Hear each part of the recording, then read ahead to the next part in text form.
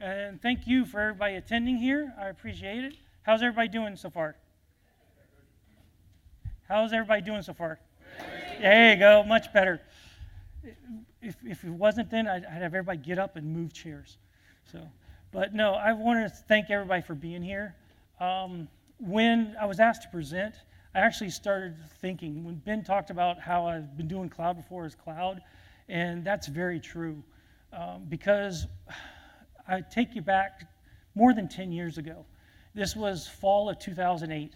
I was walking in the office one day, and my boss calls me into the office.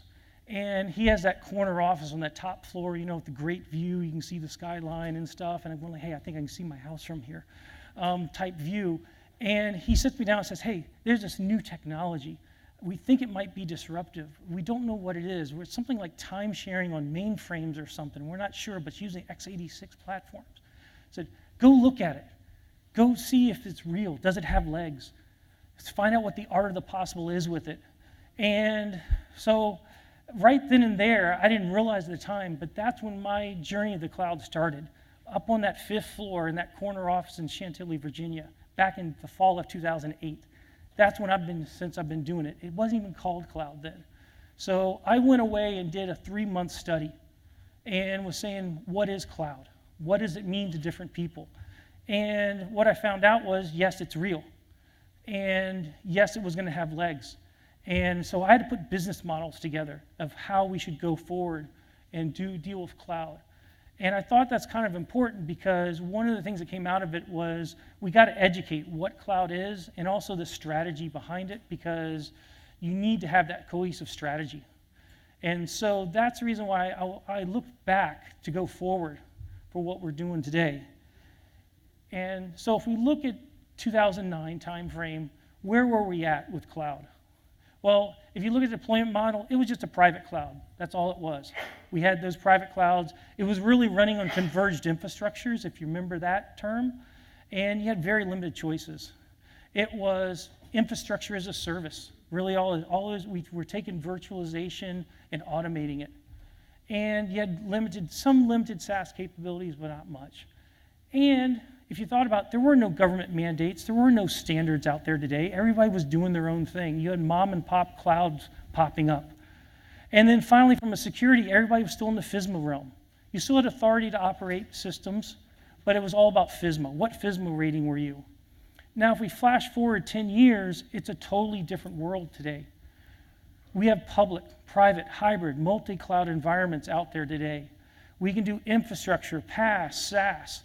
I remember back in 2010, 2011, we'd come into meetings and said, what's the new as-a-service model today? Was it DR as a service or VDI as a service?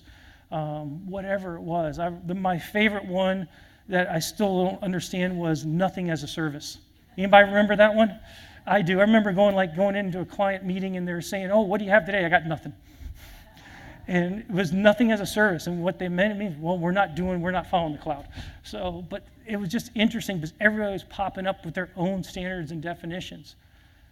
Today, we have major cloud providers. We have some niche cloud providers to offer specialized stuff as well. Now we have standards. NIST, GAO, DoD has come out with their standards. Nice thing is now we have FedRAMP. We have a model to follow. We have a DoD model strategy, as you can see. We have Cloud First, then Cloud Smart. That was released recently. And we have all that. But the bottom line is that cloud strategy is still important. And the cloud strategy of yesterday doesn't work today. Just like if you're doing SLAs, you got to relook at SLAs every quarter. Same thing with your cloud strategy. The cloud is changing all the time. Take a guess. Last year, how many changes do you think were done of cloud services last year for just one cloud service provider? Anybody take a guess? 100? 200?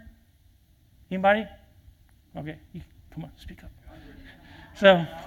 So the answer is there was over 4,000 changes in the cloud in just 1 year. Whether it was new services, tweaks to services, pricing changes, or whatever. How can your cloud strategy manage to keep up when you have those many changes going on constantly? So you got to revisit your cloud strategy and stuff and keep that. It's got to be a living document. So cloud's a delivery model, but it's become the standard delivery model. And how did it get there? What was the factors? And that's where we're seeing budgets, CapEx to OpEx changes. We're seeing the benefits of cloud, okay? Because we're getting scalability, availability that we never could get in the legacy data centers. Also the mandates around cloud first, cloud smart mandates weren't there. Now they're pushing to the cloud. Data center consolidation, network optimization, do more with less. Who loves that term? And you have that, the as a service model. So I can pay for what I use and don't pay for what I don't use. So the whole idea of getting out of the data center business, I don't want to own any assets, is a major driver here. The other thing is, think about it, back in 2009, 2010, how many cloud vehicles were out there? Very few. I mean, the first one was GSA's Infrastructure as a Service. Who remembers that BPA? So, but now we have Schedule 70 with the special SIN. We have other cloud vehicles out there. And so those are all drivers of force to help us the cloud. But the bottom line is you still got to have that strategy. And that cloud strategy has to take account your environment, the security posture of your data to get there. So we have the strategy, but what do we do then? How do we make sure we can accelerate it and right-size my environment to the cloud? Well, the first thing we got to do is we got to look at our workforce. Cloud Checker, if you ever heard of them, they did a survey, and 63% of companies around the world have created new jobs specifically around cloud to help drive the acceleration for cloud adoption. On the screen here are a few of them. It's not all of them, but here's a few. And some of these roles have evolved over time from a data center perspective to the cloud. Others are brand new. Like if we look at the cloud system administrator, that was really the system administrator that was down in the data center, you know, that we kept at 60 degrees so the computers getting too hot. And what did that system administrator do? Well, they might be a server administrator. They might have been a storage administrator, maybe a database administrator, network administrator. Now, that system administrator for the cloud has to understand all of those pieces, not just one particular technology. They might be very cloud specific for one particular service provider. But now, one of the things here, if you notice, is the financial piece of it. Total cost of ownership, visibility. You have more visibility in the cloud than you ever had before. That's something new that system administrator never had to do before. And so that's one of the changes. And we can go down the list here around the software and network engineer, same thing. Things have changed, things have evolved. Whether it's the system engineer, the services developer, even the product and project managers, their role has changed. They're tracking projects, but now they have to worry about what cloud am I using? What is the security posture in that cloud? What's the security posture of my workload? What's my time to value? As Yogesh put it today. One of the new roles is the cloud economics person. That's a brand new role that we never had in the past in the data center, really. Because now you have people that have to worry about the cloud pricing model. Like, oh, if I go over here to this cloud, it's this much. If I go over here to this cloud, it's this much. Oh, but if I tweak it a little bit here, I get some savings. Or if I tweak this over here, I might get more efficient, but it costs me more. So now that economics person really has to understand that financials aspect of it to be able to price it correctly and to get the most efficiency and value out of that service. And it also has to match that workload. So here's a person that has to have a good financial background and a technology focus to be able to do it successfully. And of course, we have the cloud architects. We have the solution architects, the system architects from before, but now they got to think about clouds. I got to think about multi-cloud. How do I do hybrid? Same thing, I got financial impacts I got to deal with. The bottom line is you have to have the right people for the right role. And if you don't have them, you got to train them and bring them up. So we've looked at people. Let's look automation. So there's a lot of things we can automate in the cloud that we could never do as much in the data center as before. And these are just a few samplings, but think about it. When we onboard into a new cloud, so I can guarantee you that that cloud service provider has a process that they follow that's automated. We need, on the front end, to work with that automation, to identify the right point of contacts, create the accounts, and get everything up and running faster. Budgeting. Everybody's worried about budgets, right? So we got to make sure we automate the budgets. How can we get the reports? We're getting monthly reports from the cloud service provider, mirroring them up, getting that total cost of ownership of that specific application or system. So we got to keep that going. Approvals, workflow automation. We kind of got into this with the virtualization world, but now with the cloud, we can take it a step further. And we can now automate a lot of the approval workflows with the self-service automation that wasn't around with virtualization as much. Governance. Remember, part of your strategy is key. You got to have governance around it. Because as you move into a multi-cloud world, you want to keep some standardization. Tagging is one way of getting there. But how do you enforce that tagging? Well, with governance, you can automate that through a service catalog. Whether I'm going to this cloud or that cloud or another cloud, I can enforce governance saying it's got to have these tags to make sure that's there. And we can do all that automatically. And then cloud compliance, making sure the cloud stays within the guide rails, making sure we don't have any vulnerabilities or issues. We can automate that. We can automate the remediation given the right approvals. And so those are just a few things around the automation. And when you look at automation, you got to look everywhere. Look at standard things that we're used to, but look at things we're not used to automating and see what we can do there. Next, optimization. We're in the cloud. We're doing stuff in the cloud, but we got to automate it. How are we going to automate this? How are we going to make it more efficient? How are we going to optimize our dollars while we're in the cloud? So, easy one, if I'm into infrastructure, make sure my VM is just big enough. Remember, legacy, how do we do it in the data center? In legacy, we would scale the system for worst case scenario. And that means we had all this extra horsepower and stuff, extra storage waiting around just for that one little blip. Nowadays, we don't have to do that. We can scale it just based off this normal usage pattern and then put automation in place to scale up, scale down when necessary. Easy fix. Another one, dev test. The old brick and mortar system, we would buy servers, workstations, put everything together, do dev test, things would be running all the time. Do developers work 24 hours a day? Not, some of them do, but most of them don't. But shut the environments down if don't use them. And we can automate the scheduling bring them down and spin them up for the developers. Developers go home at 6 o'clock at night or whatever, come in at 6 a.m., we can schedule that. So we can do that. Move up the stack. So infrastructure service is a great dipping the toe in the water, which everybody's heard, but we got to get to the platform and the SaaS layer. And so a good example is database as a service. Why do I want to put my database in the cloud on an infrastructure when now I got to care and feed the OS and patching the database? Why not use a service and let the cloud provider provide that? And all I got to worry about is my schema in the data, an easy way. The other thing is, think VMs have gotten so commoditized. Think of it as a disposable resource. Quick projects where I need lots of VMs, maybe small VMs and stuff. And don't treat it like something like a system. Treat it like, hey, I need a quick thing, boom, boom, done. I move on. So from there. Then finally, get to infrastructure as code. Go serverless. Because then you're not even worried about the hardware, the virtual machine, or whatever. It's all taken care of for you behind. And then all that efficiency is there because it'll scale up, scale down automatically through the code.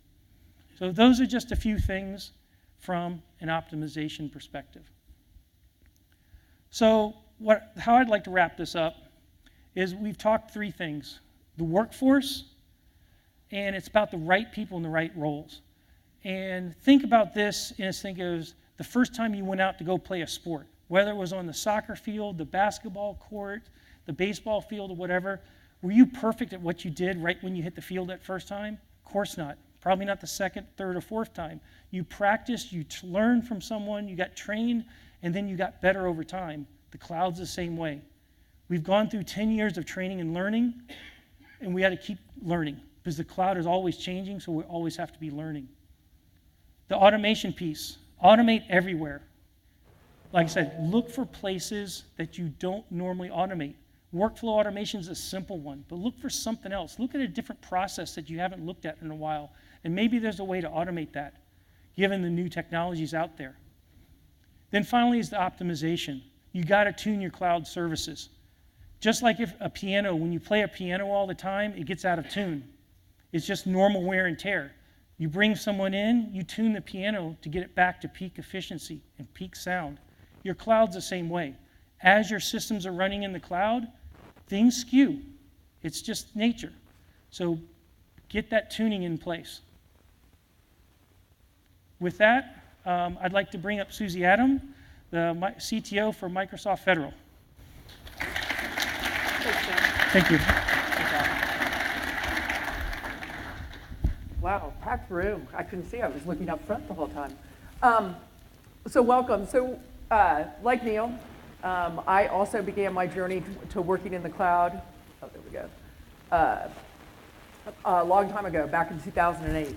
So it's really been an interesting, if you think about it, it's been an interesting 10, 11 years.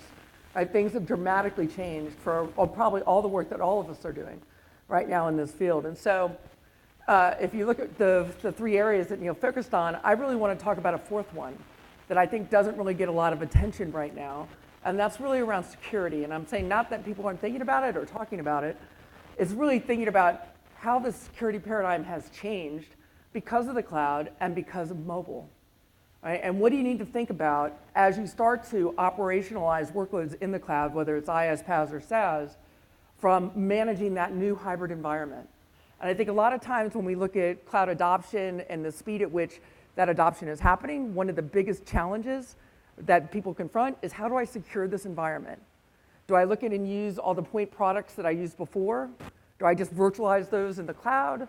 Do I look at new products? Do I look at a combination of them? How do I get that signal intelligence that I need out of the applications, regardless of where they live? How do I use things like AI and big data to help me? Right? How do I tackle this problem? And so there's some fundamental things that everybody should think about as they take this journey into the cloud. And so, you know, like Neil, looking at yesterday, right? Yesterday was very different from where we're at today. I can remember writing my first web application many years ago, a multi-tier web application. You had to buy, 10 servers. You had to stand up all the software on it. You had to, it was a lot of work, right, to build that one web application. Now you literally go in and configure it in a series of wizards, right, and deploy it.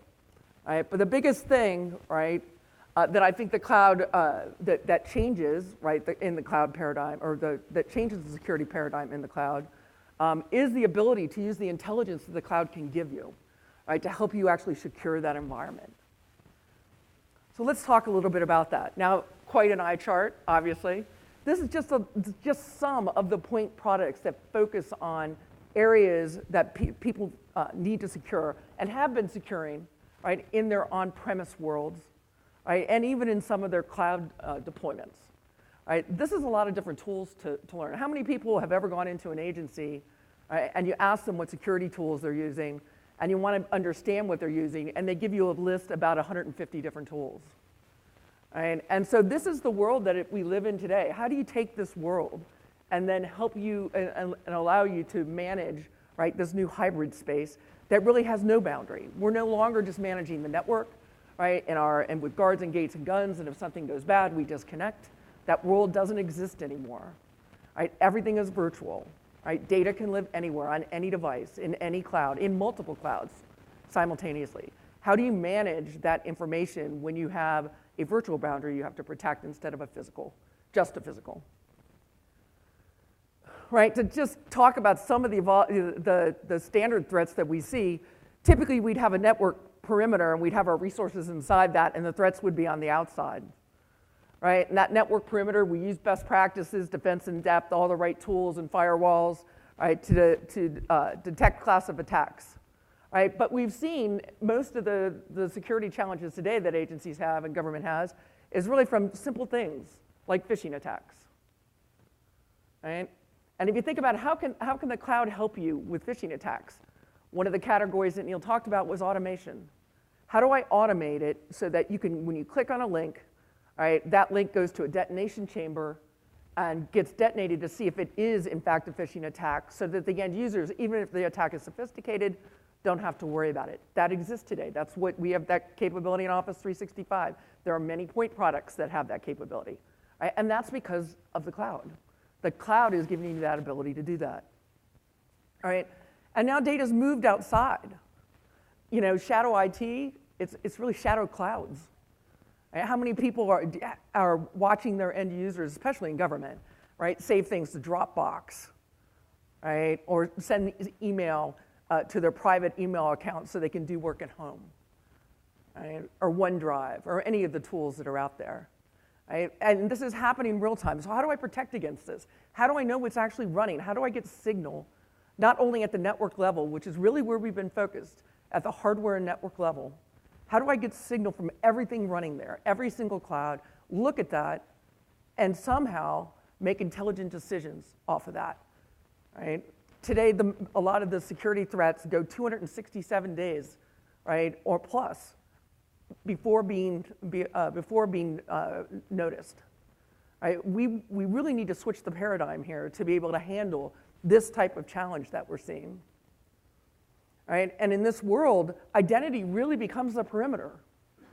Right? That is something that's tough to wrap your mind around. Identity becomes the perimeter that's going to unlock access to data regardless of where it lives.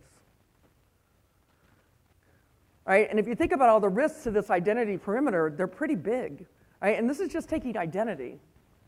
Right? You have unmanaged devices, you could have credential theft and abuse. Right? What if somebody did steal a credential and they logged on from 2 different places around the globe within minutes of each other that's impossible to physically be in? With valid credentials, would you notice? With traditional methods out there, would you notice? Probably not. Right? Or if you did, it'd be months from when it actually happened. The cloud gives you the ability to notice this and actually set configurations in place that automate what happens when that particular instance occurs. So what changes? Really, if you think about how we've looked at security over the years, we've always had this mantra, protect, detect, respond, right? Everybody's heard that.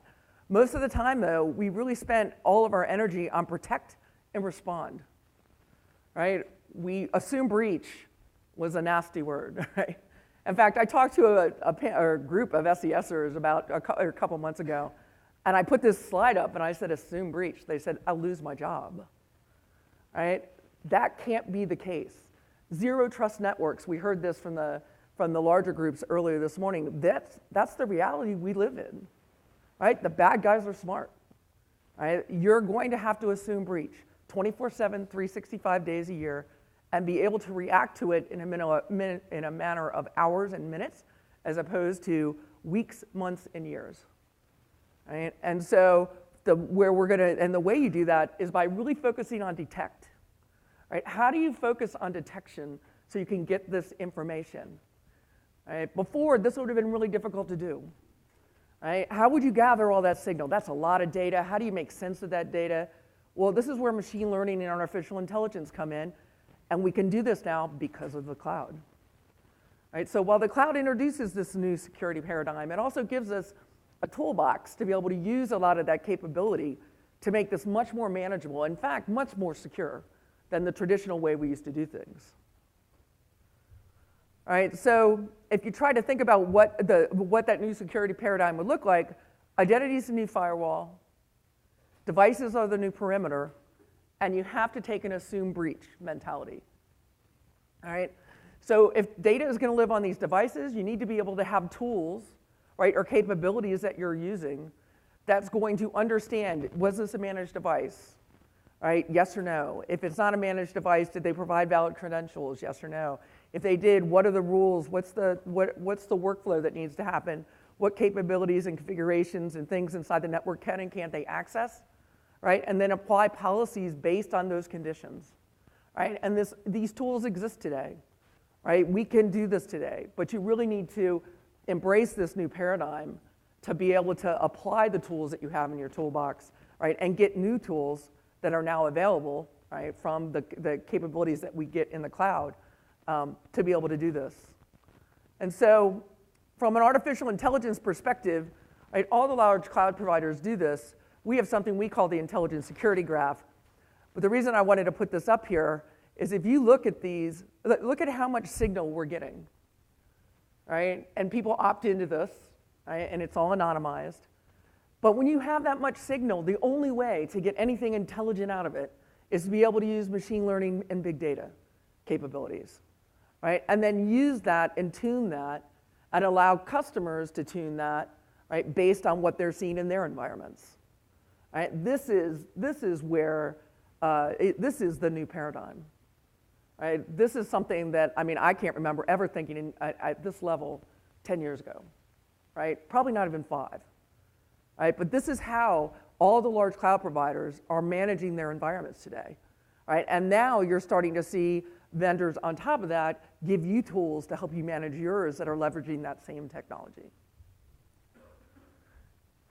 So, while it's great to say that you put your data in the cloud and the cloud providers have responsibility for managing it, you must always remember that you as a customer or you as a consumer of cloud, right, regardless of whether it's IaaS, PaaS, or SaaS, have responsibilities as well. That's the area that I think is most challenging right now and is really slowing down cloud migrations. What am I responsible for? Where does that handshake happen? Right? Well, it really depends on what model, right? Are you using IaaS? Are you doing lift and shift and just moving virtual machines into an IaaS environment? And that particular environment, you're responsible for a lot. You're responsible for that virtual network. You're responsible for those virtual applications. You're responsible if you're hosting a database and a virtual machine, you're responsible for that database. All right? That's all you. So in your virtual environment, you need to make sure that you're looking at log analytics, that you're using tools that are going to give you, right, the right capabilities and blend that with what you're doing on premise to make sure you have that hybrid picture of what that signal looks like and whether or not there's been a compromise, right? And obviously, the customer's control or responsibilities decrease as you go up to the SaaS level. So the easiest way to think about it is really in 4 buckets, right? Well, it's actually 5. So you have to have a secure modern platform, whether that's the cloud provider that you're using, making sure that core infrastructure, or whether it's a particular operating system, that it is core, that it is secure and secure by design, right? But then on top of that, you should really focus on 4 main areas: identity, right?